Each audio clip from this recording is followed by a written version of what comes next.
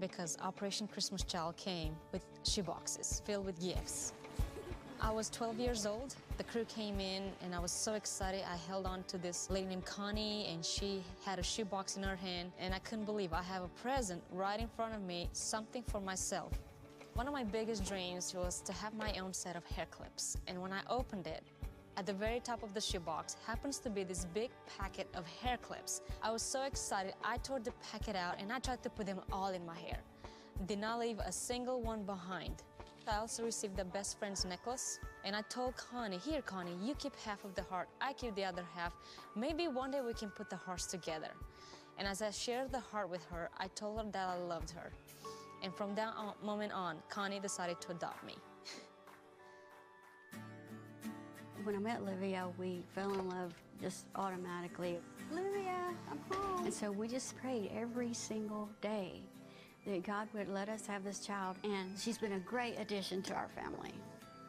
Through a simple gift, I got a family.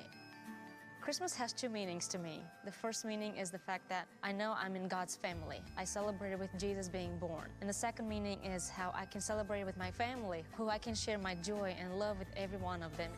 Well, it feels great packing shoeboxes. Even before Livia was part of our lives, we would always do that as a family. And then when Livia came, it was just all the greater.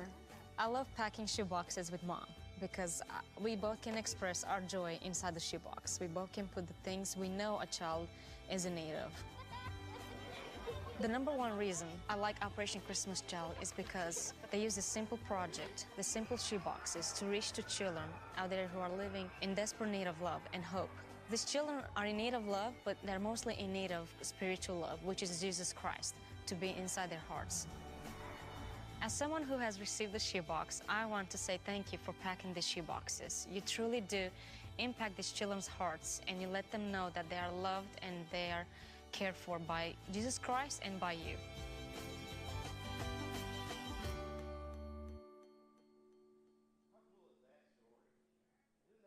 Isn't that beautiful? What a shoebox can do in the life of somebody. And adoption stories capture this beauty. A child once orphaned is welcomed into a loving family and given a new name, a new home, a new future.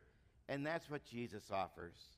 He adopts us as his own children, not because of how good we are, but because of his grace.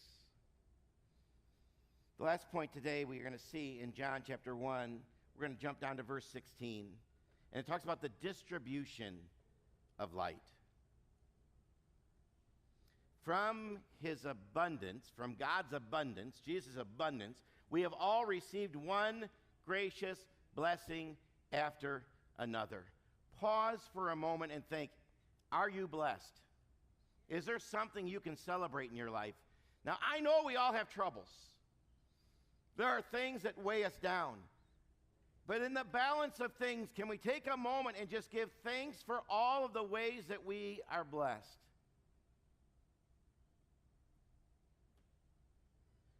Jesus, from his abundance, gave us one gracious blessing after another. Count your many blessings, name them one by one. How many remember that old song?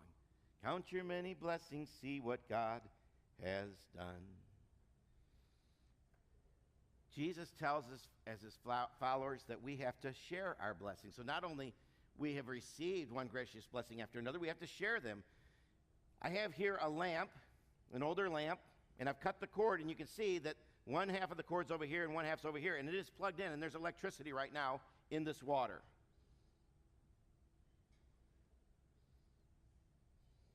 Jesus conveyed to us, and our body is made up of how much water? Who's our science people? How much water is the human body made up of? Do you know? Huh? 60%? I don't know. It's more than that, I think. It's a lot. It might be 60%. Anybody know? 85? It's a lot. We are primarily water. But then Jesus says this about his followers. He calls us a couple of things. He starts by saying in Matthew 5:13, Jesus said, "You are the salt of the earth." But what good is salt if it lost its flavor? Can you make it salty again? It will be thrown out and trampled underfoot as if it's worthless. We are supposed to be the salt to bring flavor into this world. And then Jesus goes on to say, you are the light of the world. So as we give our flavorness to this world, we become the light of the world.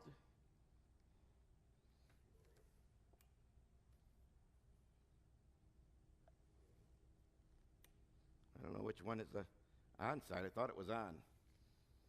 There it goes. It's just touchy. It's old. It's old like me. There you go. Watch how bright it gets. You see that?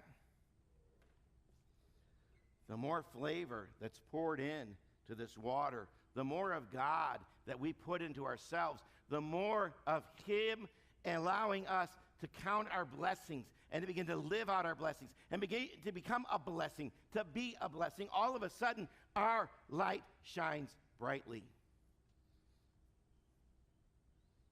Are we walking around with our light shining, or is it like that song where we're hiding it under a bushel?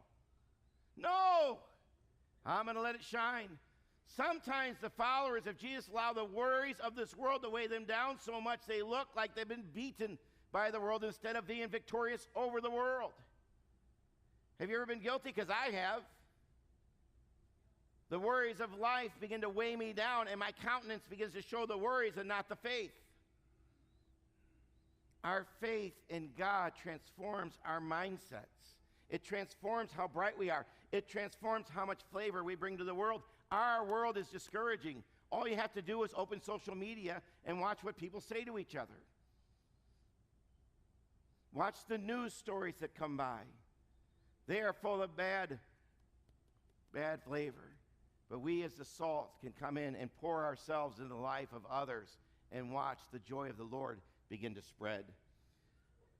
We aren't called to be happy. We're called to be joyous. Why is that? Because the core of happiness, is just what's happening.